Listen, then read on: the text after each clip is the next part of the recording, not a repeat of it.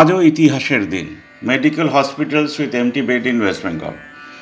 আপনারা আমাদেরকে ফেসবুকে দেখতে পারেন। 15ই মার্চ 2019 এই পোস্টটি ক্রিয়েট করা হয়েছিল। তারপর এলো করোনা। আমরা কি জানতাম এক বছর আগে ভারতবর্ষে কি হতে যাচ্ছে? কিন্তু আমরা 72 বছর ধরে দেখেছি যে একটি পেশেন্ট সে অ্যাম্বুলেন্স নিয়ে এই হসপিটাল সেই হসপিটাল অমুক হসপিটাল ঘুরছে এবং এই ঘুরতে ঘুরতেই মারা যাচ্ছে। আমাদের দেশে এত ইন্টেলিজেন্ট প্রতিবাদগুলো হচ্ছে, রাস্তায় দাঁড়িয়ে আমাকে এটা দাও সেটা দাও, কিন্তু কোনটা করলে মানুষের ভালো হবে সেটা দেওয়ার জন্য আজ অবধি কেউ প্রতিবাদ করেনি। আর আমরা রাস্তাও নামতে পারি না, তাই আমাদের প্রতিবাদ থাকলো ডিজিটালে।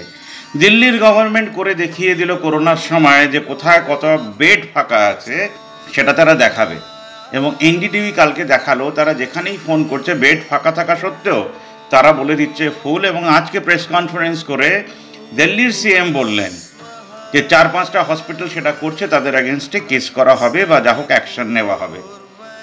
ভাবনামুখের পক্ষ থেকে আমি বলতে চাই, যারা মেডিক্লেমে টাকা দেন তারা কাড়ি টাকা দেন, এত টাকা দেন যে সেটা দিয়ে প্রচুর নতুন হসপিটাল খুলে যেতে পারে। তাই করোনার লকডাউন উঠে যাওয়ার পর আমি সবকটা হিউম্যান রাইটস সংগঠন ও এনজিওসদেরকে আহ্বান জানাচ্ছি অনলাইনে যে আপনারা এটাকে নিয়ে কাজ শুরু করুন গভর্নমেন্টের সঙ্গে। আমরা তাদের সঙ্গে এগ্রিমেন্ট করি যে মেডিক্লেমের টাকা দিয়ে আমরা এগুলোকে state of the art hospital বানিয়ে এবং সাধারণ মানুষের 10 টাকার ডোনেশনে পিপিটি মডেল করে সবকটা হসপিটালে একটা পিআরও রিলেশন তৈরি করে সেখানে আমাদেরই লোক বসবে, তারা পুরো জিনিসটা তত্ত্বাবধানে রাখবে এবং সেটাকে অ্যাপ তৈরি করে আমরা গভর্নমেন্টকে এইটাকে গিফট করব এবং চালাবো আমরা ও গভর্নমেন্ট যৌথভাবে, যাতে কোনো ডক্টরকে আর জীবনে মার না খেতে হয়, যাতে কোনো পেশেন্টকে আর ঘুরে না যেতে হয়, আর আমরা যেন সারা জীবনের মতন একটা উচ্চ ভালো state of the art hospital পাই।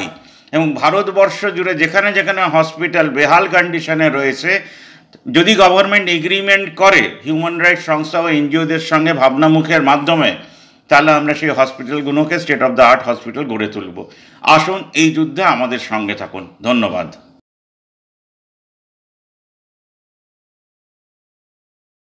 नमस्कार, मैं डॉक्टर अरुण कुमार। आयुर्वेद से रोग प्रतिरोधक क्षमता, एंटी रेजिस्टेंस पावर बढ़ाकर करे संक्रमण से बचाव। कोरोना वायरस के चलते देश में मरीजों की संख्या तेजी से बढ़ रही है।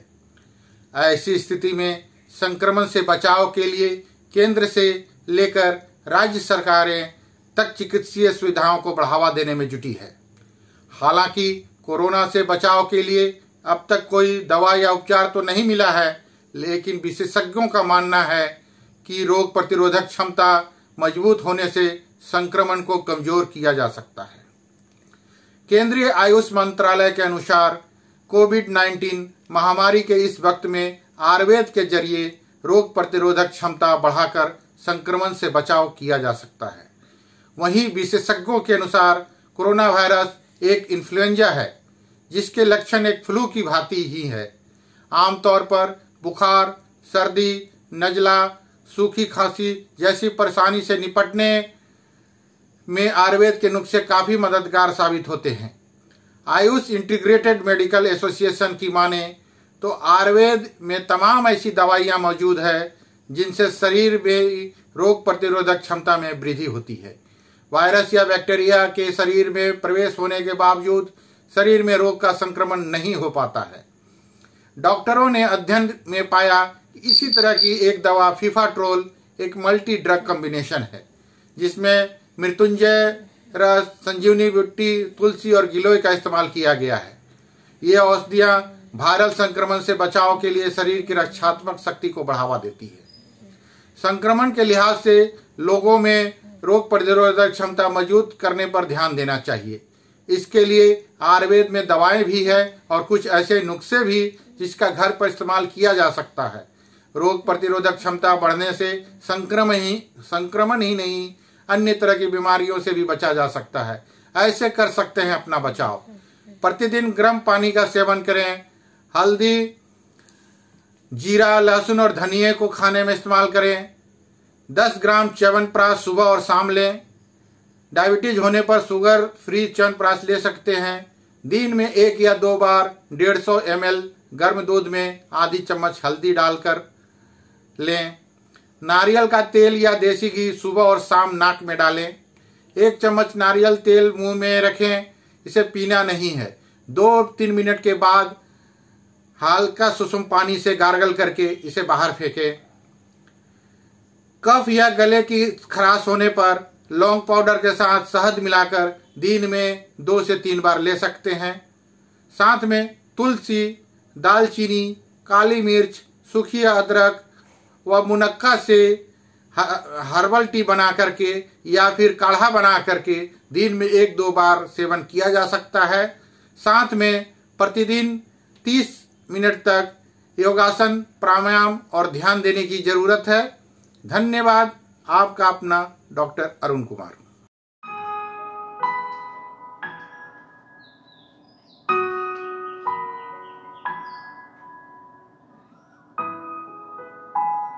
COVID-19 and blood clots. In Italy, the cure for coronavirus is finally found. Italian doctors disobeyed the World Health Law (WHO) not to do autopsies on the dead of the coronavirus, and they found that it is not a virus but a bacteria that causes death. This causes blood clots to form and causes the death of the patient. Italy defeats the so-called COVID-19, which is nothing other than disseminated intravascular coagulation, thrombosis. And the way to combat it, that is, its cure, is with the antibiotics, anti-inflammatories and anticoagulants. Aspirin, indicating that this disease had been poorly treated.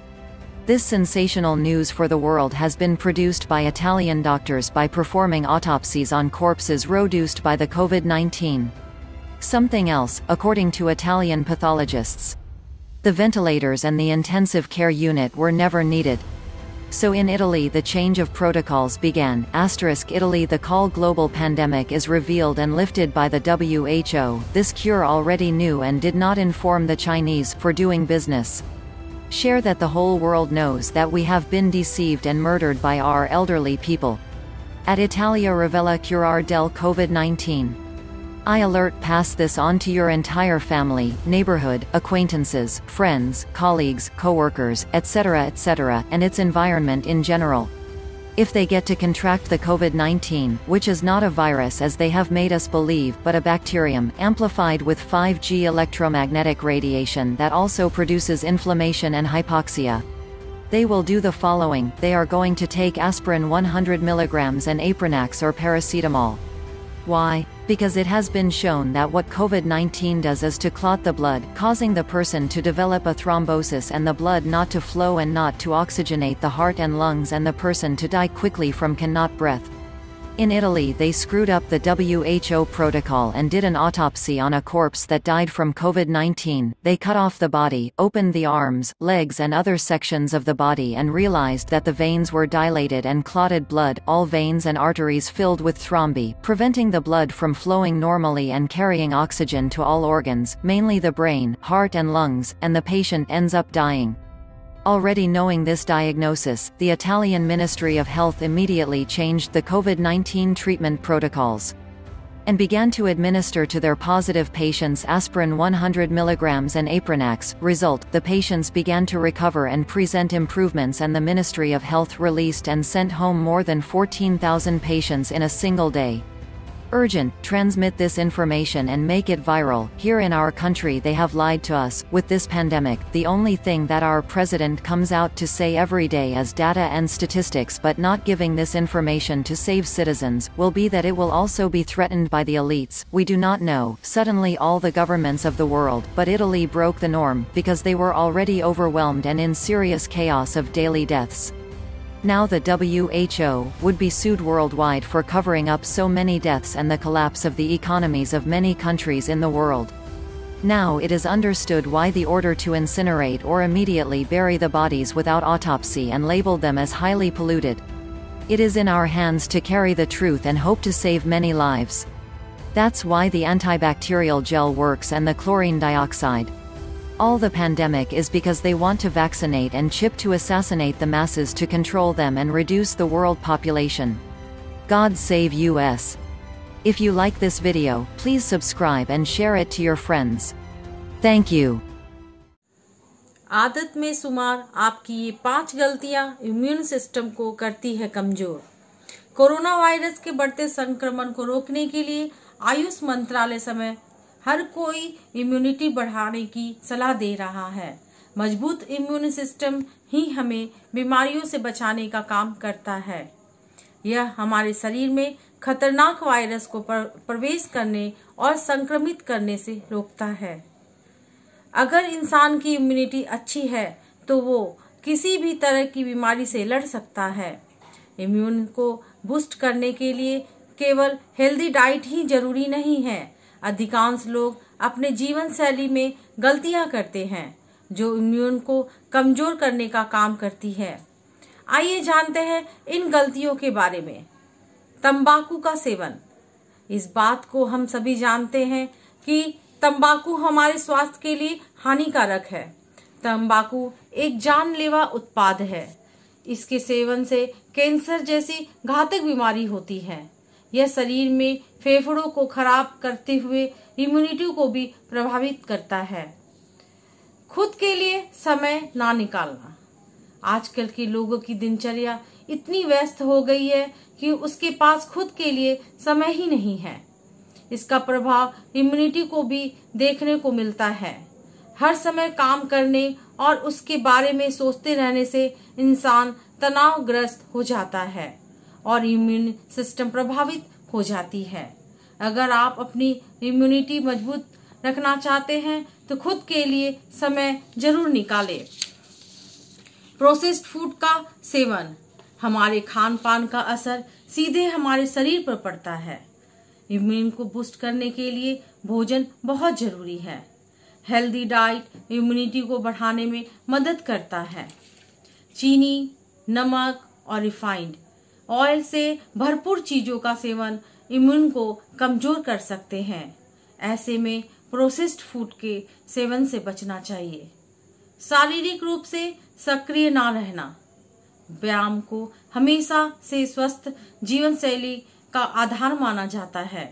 इस बात को विशेषज्ञ भी मानते हैं कि रोजाना व्यायाम करने से शरीर में ब्लड का फ्लो बेहतर होता है। व्यायाम करने से हमारे शरीर में सफेद रक्त कोशिकाओं में इजाफा होता है जिससे इम्यून सिस्टम मजबूत होती है। शराब का सेवन। नियमित शराब के सेवन से इम्यून सिस्टम को नुकसान पहुंचता है। अल्कोहल आंत के फंक्शन को खराब करते हुए इम्यूनिटी को प्रभावित करता है। ऐसे में बेहतर यही होगा कि आप अपनी दिनचर्या में शराब को बाहर कर दे। मैं ललिता कुमारी, धन्यवाद।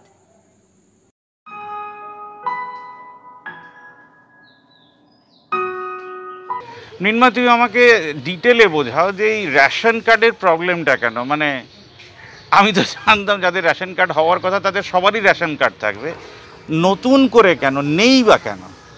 2015 সাল থেকে হ্যাঁ ডিজিটাল রেশন কার্ডের কাজ শুরু। আচ্ছা, আজকে তো 2020 5 বছর এখনো ডিজিটাল রেশন কার্ড অনেকের আসে। এই না আসার নানা কারণ রয়েছে। একটা বড় কারণ হচ্ছে প্রথম থেকে জটিলতা, কাজটা খাদ্য দপ্তরের। কাজটার সঙ্গে কোথাও পৌরসভা কোথাও পঞ্চায়েতকে জড়িয়ে নেওয়া হবে এবং সেখানে কোথাও স্বাস্থ্যকর্মী কোথাও অঙ্গনওয়াড়ি কর্মী যারা এই দপ্তরের কেউ নন তাদের কাজের বোঝা চাপিয়ে তাদের দিয়ে কাজটা করানো হবে। তারপর রেশনে যাবে, রেশন অফিস থেকে পোস্ট অফিসের মারফত আসবে। গোটা প্রক্রিয়াটা জটিল এবং সময়বহুল ছিল। তার মধ্যে নানা রকম ত্রুটি বিচ্যুতিও হয়েছে। রেশন কার্ড প্রচুর ভুল এসছে, ডিজিটাল রেশন কার্ড তাদের সংশোধন করতে দিয়েছিল। ডিসেম্বর মাসে, গত বছর ডিসেম্বর মাস থেকে আবার শুরু হয় সংশোধনী আবার নতুন সংযোজনের কাজ। এখন 4 বছরের ওপর কেটে যাওয়ার পর ডিজিটাল রেশন কার্ডটা প্রথম থেকেই গন্ডগোল ছিল। আমাদের বহু অভিযোগ ছিল, কারণ 5-6টা ভাগে গরিব মানুষকে ভাগ করা হয়েছে, এক একজনকে এক এক রকমভাবে। এইটা আমি বুঝলাম না। ধরো আমি কাউকে রেশন দেবো, সে আগে তো 5 কেজি দেবো, সে যে ক্যাটাগরিতেই পড়ুক, তাহলে খুব কি দরকার ছিল এই 5টা বিভাগ করা বা 6টা বিভাগ করা? যেটা ছিল এই যে অন্তর্দয় অন্ন যোজনার একটা, তারপর কেন্দ্রীয় সরকারের প্রকল্প, যে কেন্দ্রীয় সরকারের প্রকল্প যেটা ছিল সেই প্রকল্পের অধীনে যারা রয়েছে তাদের জন্য রেশন ছিল 2 টাকা কিলো দরে চালের একটা অংশ, 2 কিলো করে, গমও ছিল। আর রাজ্য সরকারের যে প্রকল্প খাদ্য সুরক্ষা যোজনা RKSY 1 RKSY 2, সেখানে কেউ 2 টাকা কিলো দরে চাল পেত, কেউ 13 টাকা কিলো দরে চাল পেত। এই নানা রকম ভাগ ছিল। ও আচ্ছা। এবং এই ভাগটা গন্ডগোলে, খুব স্বাভাবিক ব্যাপার, কাকে কি দেবো সেটা ঠিক করে দিচ্ছে লোকাল কিছু লোকাল মানুষ, লোকাল নেতৃত্ব, তাদের মতো করে দিচ্ছে, যা হয় এটা চলছে দীর্ঘ। ডিজিটাল রেশন কার্ডের প্রথম থেকেই গল্পটা। এখন যেটা জটিলতা হয়ে গেছে সেটা যে ডিজিটাল রেশন কার্ড যাদের হাতে আসে, মানে এপ্রিল মাস থেকে প্রথম দেয়া হলো শুরু, যেটা বলা হলো যে 2 টাকা কিলো দরে যে চালটা দেয়া হতো যারা পেতেন তাদের বিনা পয়সা দেওয়া হবে 2 কিলো করে মাথা পিছু। এবং সেখানে RKSY 1ও পাবে, কিন্তু RKSY 2টা তার কিন্তু এপ্রিল মাসে বিনা পয়সায় চাল পাননি। তারপর বলা হলো যে মে মাস থেকে সবাই বিনা পয়সায় পাবে যাদেরই ডিজিটাল রেশন কার্ড আছে, কিন্তু সেখানেও ভাগ আছে। ভাগটা হচ্ছে যাদের কেন্দ্রীয় সরকারের খাদ্য যোজনা প্রকল্পে যারা রয়েছে তারা পাচ্ছে 7 কেজি করে মাথা পিছু চাল। আচ্ছা। আর তার সঙ্গে গম মাথা পিছু 3 কেজি, আর না হলে আটা যদি নেয় ওই 2.5 কেজির সামান্য বেশি মাথা পিছু। আর রাজ্য সরকারের প্রকল্পে যারা আছে RKSY 1 RKSY 2, এরা কিন্তু 5 কেজি চাল পাচ্ছে। তাদের জন্য গমটা বন্ধ হয়ে গেল। মানে গমটা দেয়া হতো, বলা হচ্ছে রেশনে এত কিছু দেওয়া হচ্ছে, কিন্তু আসলে হলো কি RKSY 1 RKSY 2 তাদের গমটা কিন্তু বন্ধ হয়ে গেল এই প্রকল্প। এটা একটা দিক। আমরা বলছি সবাইকে সমানভাবে দেওয়া, কারণ কেন্দ্রের ঘোষণা 5 কেজি চাল দেবে, রাজ্যের ঘোষণা 5 কেজি, দুটো মিলে 10 কেজি হওয়ার কথা। সেখানে কেউ পাচ্ছে 7 কেজি, কেউ পাচ্ছে 5 কেজি। এটা একটা দিক। আর একটা দিক হচ্ছে আমরা যেটা বলছি যে রেশনে শুধুমাত্র চাল দিলেই হবে না। হ্যাঁ, কারণ সবাই জানে এবং বলা হচ্ছে রোগটার মোকাবিলা করতে হলে ইমিউন সিস্টেমটা বাড়াতে হবে। ইমিউনিটি সিস্টেম বাড়ানোর জন্য দানা শস্য দরকার, যে কারণে আমরা বলছি চাল, গম এবং ডাল এই মাস থেকে দেয়া হবে, তা মাসের মাঝামাঝি থেকে, তাও 1 কেজি পরিবার পিছু মাথা পিছু, কিছুই না। ডালটা দিতে হবে, দানা শস্যের মধ্যে ছোলা, তারপর আমরা বলছি সয়াবিন, এই ধরনের জিনিস, এবং ভোজ্য তেল অবশ্যই সেগুলো দেয়া দরকার। কিন্তু এগুলো দেওয়া হচ্ছে না। এগুলো না দিলে কিন্তু রেশন ব্যবস্থা সঠিকভাবে হয় না, এবং এটা কেন্দ্র রাজ্য দুজনেরই দায় আছে। কারণ এই সময় দাঁড়িয়ে কেন্দ্রীয় সরকার আরেকটা মারাত্মক অপরাধ করেছে বলবো, যে অত্যাবশ্যক পণ্য নিয়ন্ত্রণ আইনটাকে শিথিল করে দিয়ে আমাদের চাল, ডাল, গম এগুলোকে তো বার করে দেওয়া হলো এসেনশিয়াল আইটেম থেকে।